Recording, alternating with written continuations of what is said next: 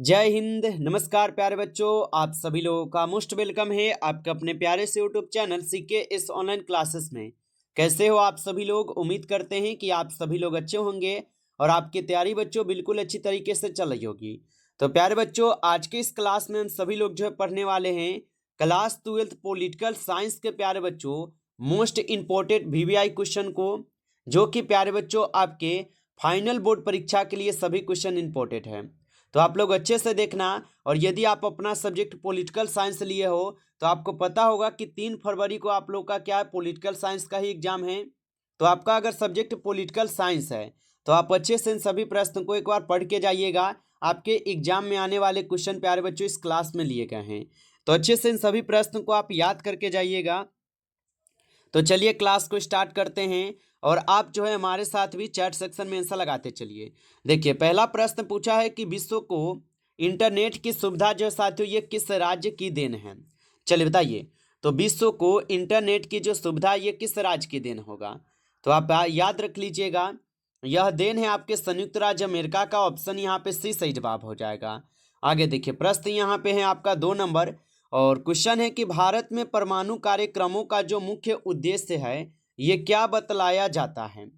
तो भारत में परमाणु कार्यक्रमों का जो मुख्य उद्देश्य क्या बतलाया जाता है? तो आप याद रखिएगा, ये अपनी ऊर्जा आवश्यकता को पूरा करना बताया जाता है। ऑप्शन डी सही जवाब है, याद रखिएगा। अगला प्रश्न देखिएगा, यहाँ पे आपका क्वेश्चन दिया गया है और प्रश्न क्या दिया गया है कि भाषाई आधार पर आंध्र प्रदेश राज्यों कब जो है ना बना था? तो याद रखिएगा, भाषा के आधार पर जो है आंध्र प्रदेश का गठन जो होता है ये 1953 में होता है। ऑप्शन बी सही जवाब है, 1953 में होता है। अगला प्रश्न देखिएगा कि भाषाई आधार पर राज्यों के गठन आयोग का नाम था। चलिए बताइए। तो भाषाई आधार पर राज्यों के गठन का जो आयोग का नाम था ये क्या नाम था? तो यह था नाम आपके राज्य पुनर्गठन आयोग। ऑप्शन यहाँ पे बी सही जवाब है, राज्य पुनर्गठन आयोग इसका नाम था, आप याद रखेंगे। चलिए आगे देखिएगा, प्रश्न यहाँ पे दिया गया आपका 5 नंबर कि राज्य पुनर्गठन अधिनियम लागू होने के बाद निम्नलिखित में से किसे केंद्र शासित प्रदेशों के अंतर्गत जो है नहीं रखा गया? चलिए बताइएगा आप सभी लोग यहाँ पे कि राज्य पुनर्गठन अधिनियम लागू होने के बाद निम्नलिखित में से किसे केंद्र शासित प्रदेश के अंतर्गत नहीं रखा गया था? तो आप बताएंगे साथियों, ये मद्रास को नहीं रखे गए थे। ऑप्शन डी सही जवाब है, याद रखेंगे। अगला प्रश्न यहाँ पे दिया गया है, भारत के प्रथम चुनाव आयुक्त थे।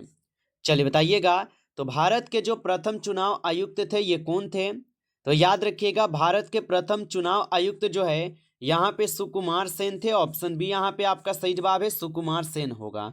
आगे देखिए, प्रश्न है भारतीय निर्वाचन आयोग का जो मुख्य कार्य है निम्नलिखित में से कौन सा है? चलिए बताइए। तो भारतीय निर्वाचन आयोग का मुख्य कार्य निम्नलिखित में से कौन सा है? तो आप याद रख लीजिएगा, इसका हो जाएगा यहाँ पे स्वतंत्र एवं निष्पक्ष चुनाव कराना। ऑप्शन ए यहाँ पे आपका बिल्कुल सही जवाब दी गई है, आप इनको याद रखेंगे। अगला प्रश्न देखिएगा कि पंचशील समझौता जो ये कब हुआ था? बच्चों ये सभी क्वेश्चन इंपॉर्टेंट है, जो आपके पेपर में जो है बच्चों ये सभी क्वेश्चन आपको देखने को मिलेंगे। तो आप अच्छे से इन सभी प्रश्न को याद कर लीजिएगा। MVVI क्वेश्चन है, जो क्वेश्चन आपको पढ़कर एक बार जरूर जाना चाहिए। और बताइए कि पंचशील समझौता कब हुआ था?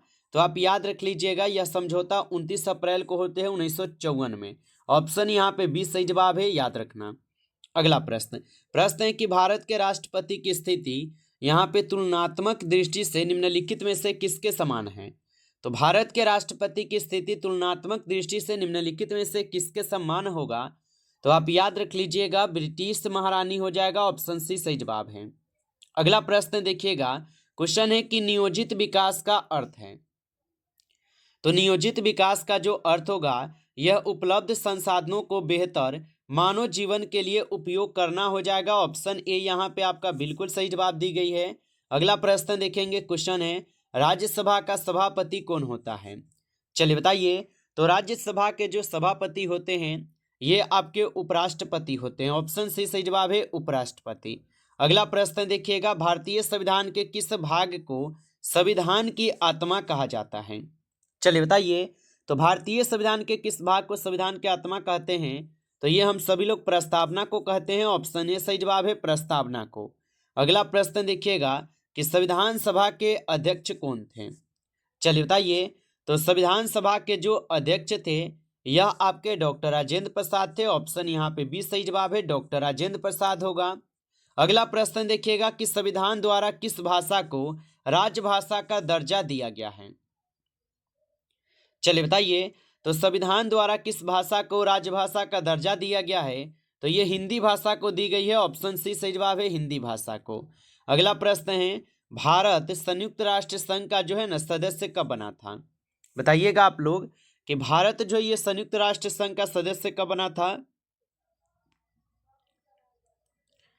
तो यहाँ पे आप लोग का सही जवाब क्या है? बी है। चलिए बहुत अच्छा, ऑप्शन बी हो जाएगा, 1957 में होगा, सॉरी 47 हो जाएगा। अगला प्रश्न है कि यूरो निम्नलिखित में से किसकी यहाँ पे मुद्रा है? चलिए बताइए। तो यूरो जो है ये हो जाएंगे आपके यूरोपीय संघ की मुद्रा। ऑप्शन सी सही जवाब है, यूरोपीय संघ की मुद्रा होगा। अगला प्रश्न है कि अफगानिस्तान सार्क का सदस्य कब बना था? बताइए आप लोग। तो अफगानिस्तान जो ये सार्क का सदस्य कब बनता है? तो अफगानिस्तान जो ये सार्क का सदस्य बनता है 2007 में। ऑप्शन डी सही जवाब है, 2007 में। अगला प्रश्न देखिएगा, क्वेश्चन है वर्तमान में तिब्बत है। बताइए। तो वर्तमान में जो है तिब्बत हो जाएंगे। तो वर्तमान में तिब्बत जो ये चीन का हिस्सा हो जाएगा। ऑप्शन यहाँ पे बी सही जवाब है, चीन का हिस्सा है। आगे देखिए प्रश्न यहाँ पे है, किस देश ने नाटो में अमेरिकी नेतृत्व का विरोध किया था? चलिए बताइए। तो किस देश ने नाटो में अमेरिकी नेतृत्व का विरोध किया था? तो आप याद रखेंगे फ्रांस हो जाएगा। ऑप्शन बी सही जवाब है, फ्रांस होगा। अगला प्रश्न यहाँ पे है कि सौराष्ट्र किस राज्य का यहाँ पे अंग है? चलिए बताइएगा कि सौराष्ट्र किस राज्य का अंग हो जाएगा? तो सौराष्ट्र हो जाएगा गुजरात का अंग। ऑप्शन यहाँ पे आपका डी सही जवाब है, गुजरात का होगा। आगे देखिए प्रश्न है कि सौराष्ट्र किस राज्य का अंग है? तो अभी हम लोग देखे हैं गुजरात है। अगला प्रश्न क्वेश्चन है, किस देश के प्रभुत्व से एक ध्रुवीयता कायम हुई है? चलिए बताइएगा। तो किस देश के प्रभुत्व से एक ध्रुवीयता जो है कायम हुई है? तो आप याद रख लीजिएगा, यहाँ पे आपका सही जवाब ऑप्शन डी है, अमेरिका से हो जाएगा। ऑप्शन डी सही जवाब है। अगला प्रश्न देखिएगा, क्वेश्चन है कि दक्षेश यानी सार्क में कुल कितने देश हैं? तो दक्षेश या सार्क में कुल जो है आपके 8 देश होगा। ऑप्शन डी सही जवाब है, 8 देश होगा। अगला प्रश्न देखिएगा, क्वेश्चन है संयुक्त राष्ट्र के अंगों की जो संख्या है ये कितनी है? तो याद रखिएगा संयुक्त राष्ट्र के अंगों की जो संख्या ये 6 हो जाएगा। ऑप्शन बी सही जवाब है, 6 होगा, याद रखेंगे। अगला प्रश्न देखिएगा, क्वेश्चन है सुरक्षा परिषद में अस्थायी सदनों की संख्या कितनी है? चलिए बताइए। तो सुरक्षा परिषद में अस्थायी सदनों की जो संख्या होगा ये आप सभी लोग का यहाँ पे 5 हो जाएगा। ऑप्शन ए सही जवाब है, 5 हो जाएगा। अगला प्रश्न है कि पूना पैक्ट जो ये संबंधित था। चलिए बताइएगा। तो पूना पैक्ट जो है ये किससे संबंधित था? तो पूना पैक्ट जो ये दलित वर्गों से संबंधित है। ऑप्शन ए सही जवाब है, दलित वर्गों से होगा। अगला प्रश्न देखेंगे, संयुक्त राष्ट्र संघ के चार्टर में कितनी धाराएं हैं? चलिए बताइए। और बच्चों अभी तक आप इस क्लास को लाइक नहीं किए होंगे तो आप इस क्लास को एक बार ज़्यादा से ज़्यादा आप लाइक कर लेना। नए जुड़े हैं चैनल पे तो आप इस चैनल को भी सब्सक्राइब करके आप ऑल नोटिफिकेशन कॉल पे दबा के जुड़ जाइएगा, ताकि जब भी क्लास स्टार्ट हो नोटिफिकेशन जो है तुरंत आपके पास पहुंच सके। तो आप इस चैनल को सब्सक्राइब कर लीजिएगा, और नए हो तो एक बार कमेंट में I am new student sir लिख कर जरूर बताना। और बताइए कि संयुक्त राष्ट्र संघ के चार्टर में कितनी धाराएं हैं? तो इसमें अगर धाराएं देखा जाए तो बच्चों इसमें कुल आपके 111 धारा है। ऑप्शन ए सही जवाब होगा। अगला प्रश्न देखिएगा, क्वेश्चन है कि संविधान के किस अनुच्छेद में केंद्र और राज्यों के बीच विधायी संबंधों का यहाँ पे उल्लेख है? तो संविधान के किस अनुच्छेद में केंद्र और राज्यों के बीच विधायी संबंधों का उल्लेख होगा? तो ये आपके अनुच्छेद 245 से 255 में होगा। अगला प्रश्न देखिएगा, क्वेश्चन है कि भारत संयुक्त राष्ट्र संघ का सदस्य कब बना था? तो भारत जो है ये संयुक्त राष्ट्र संघ का जो सदस्य बनता है 1945 में बनता है। ऑप्शन ए सही जवाब होगा। अगला प्रश्न देखिएगा, क्वेश्चन है सुरक्षा परिषद में अस्थायी सदनों की संख्या कितनी है? चलिए बताइए। तो सुरक्षा परिषद में जो है अस्थायी सदनों की जो संख्या होगा ये कितना हो जाएगा? तो इनकी संख्या हो जाएंगे आपके 5। ऑप्शन ए सही जवाब है, 5 होगा, याद रखना। अगला प्रश्न देखिएगा, क्वेश्चन यहाँ पे आपका दिया गया है और क्वेश्चन है कि संयुक्त राष्ट्र संघ के चार्टर में कितनी धाराएं हैं? तो हम लोग देखे हैं 111 धारा दी गई है। अगला प्रश्न प्रश्न है कि किस संस्था के पास संविधान की व्याख्या करने का अधिकार है। चलिए बताइए, तो किस संस्था के पास जो है संविधान की व्याख्या करने का अधिकार होता है। तो याद रखिएगा सर्वोच्च न्यायालय के पास होता है। ऑप्शन डी सही जवाब है, सर्वोच्च न्यायालय। अगला प्रश्न देखेंगे, भारत का राष्ट्रपति अपना त्याग पत्र किसको संबोधित करता है।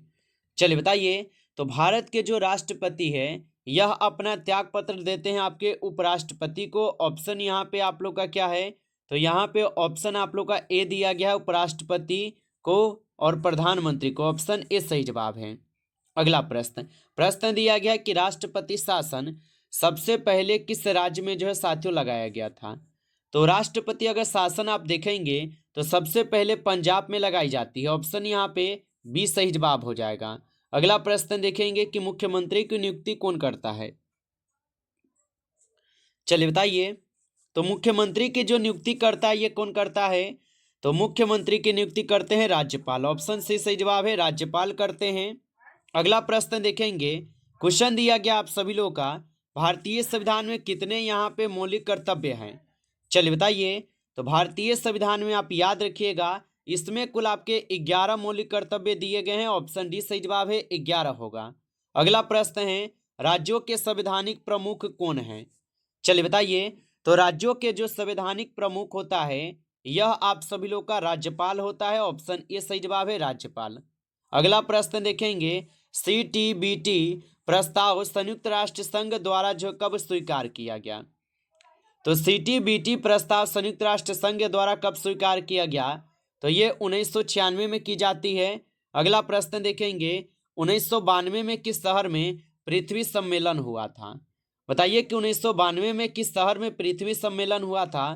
तो क्या है, रियो डी जेनेरियो में हो जाएगा। ऑप्शन बी सही जवाब है। अगला प्रश्न देखेंगे, बजट का संबंध किस पक्ष के साथ है। तो बजट का जो संबंध हो जाएगा ये आय एवं व्यय दोनों के साथ है। ऑप्शन यहाँ पे सी होगा। आगे देखिए, प्रश्न है कि कौन संविधान संशोधन शहरी स्थानीय शासन से जुड़ा है। तो आपको पता होगा कि शहरी स्थानीय संसद से अगर देखा जाए तो 74वां हो जाएगा। ऑप्शन यहाँ पे बी सही जवाब है, याद रखना। जबकि अगर आप ग्रामीण देखेंगे तो ग्रामीण में आप लोग का क्या हो जाएगा, ग्रामीण में आप लोग का क्या है, तो 73वां है। आप इनको भी याद रखेंगे। अगला प्रश्न प्रश्न है कि किस देश का संविधान विश्व का सबसे बड़ा संविधान है। तो आपको पता भी होगा कि सबसे बड़ा संविधान अपना देश भारत का है, जो कि सबसे बड़ा लिखित संविधान है। अगर देखा जाए तो सबसे पहले अगर संविधान लिखा गया था तो कहाँ का लिखा गया था, तो आप याद रखिएगा सबसे पहले आपके अमेरिका का लिखा गया था। कहाँ के, अमेरिका का संविधान सबसे बड़ा का लिखित है और सबसे पहले यही लिखा गया था। लेकिन यहाँ पे हमसे क्या पूछा है, यहाँ पे सबसे पूछा है कि विश्व का सबसे बड़ा संविधान, तो हम लगाएंगे यहाँ पे भारत ही। ठीक है, तो याद रखना है इनको। चलिए आगे देखते हैं। अगला प्रश्न है कि किस वर्ष श्रीमती इंदिरा गांधी ने आपातकाल की घोषणा की थी। तो आपको पता होगा कि आपातकाल की जो घोषणा हुई थी श्रीमती इंदिरा गांधी जी किए थे और ये करते हैं 1975 में। ऑप्शन ए सही जवाब हो जाएगा। आगे देखिएगा, प्रश्न यहाँ पे आपका दिया गया कि भारत में वित्त आयोग का कार्यकाल कितना है। बताइए, तो भारत में आपके वित्त आयोग का कार्यकाल देखा जाए तो 5 वर्ष का होता है। अगला प्रश्न देखिएगा, क्वेश्चन है कि नवोदित राष्ट्र का सबसे पहला कार्य होता है। तो नवोदित राष्ट्र का जो सबसे पहला कार्य होता है ये राष्ट्र निर्माण करता होता है। ऑप्शन बी सही जवाब है। अगला प्रश्न है कि पंडित जवाहरलाल नेहरू प्रथम प्रधानमंत्री के रूप में शपथ निम्नलिखित में से किस स्थान पर लिया था। तो पंडित जवाहरलाल नेहरू प्रथम प्रधानमंत्री के रूप में शपथ जो है निम्नलिखित में से किस स्थान पर लेता है, तो लाल किले पर लेता है। ऑप्शन यहाँ पे बी सही जवाब होगा। अगला प्रश्न देखिएगा, यहाँ पे आपका क्वेश्चन है भारतीय संविधान के किस भाग में राज्यों के नीति निर्देशक तत्व जो है निहित है। तो भारतीय संविधान के किस भाग में राज्यों के नीति निर्देशक तत्व निहित है, तो आप याद रख लीजिएगा भाग 4 में है। ऑप्शन सी सही जवाब है, भाग 4 होगा। आगे देखिए, प्रश्न है बजट का संबंध किस पक्ष के साथ है। बताइएगा कि बजट का जो संबंध है ये किस पक्ष के साथ है, तो बजट का हो जाएगा आय एवं व्यय दोनों से होता है। अगला प्रश्न है कि भारत में वित्त आयोग का कार्यकाल कितने वर्ष का होता है। ये तो 5 वर्ष हम लोग देखे हैं ना। अगला प्रश्न, क्वेश्चन है कि बिहार विधान परिषद के सदस्यों का जो कार्यकाल होता है ये क्या है? तो बिहार विधान परिषद के सदस्यों का कार्यकाल जो है ये 6 वर्ष का होता है। ऑप्शन ए सही जवाब है। नमस्कार बच्चों, इस क्लास में जो है कुल आपके 50 क्वेश्चन थे और 50 में आप लोग को पहले से कितना क्वेश्चन याद था आप कमेंट करके बताना। और यदि आपको क्लास अच्छा लगा हो तो आप लोग क्लास को लाइक कर लेना, नए हो चैनल पे तो आप सब्सक्राइब भी कर लेना ताकि जब भी क्लास स्टार्ट करूँ नोटिफिकेशन तुरंत आपके पास जो है पहुँच सके। तो नए हो तो चैनल को भी सब्सक्राइब जरूर कर लेना। चलिए फिर मिलते हैं आपसे नेक्स्ट टॉपिक के साथ नेक्स्ट क्लास में। तब तक के लिए जय हिंद, जय भारत।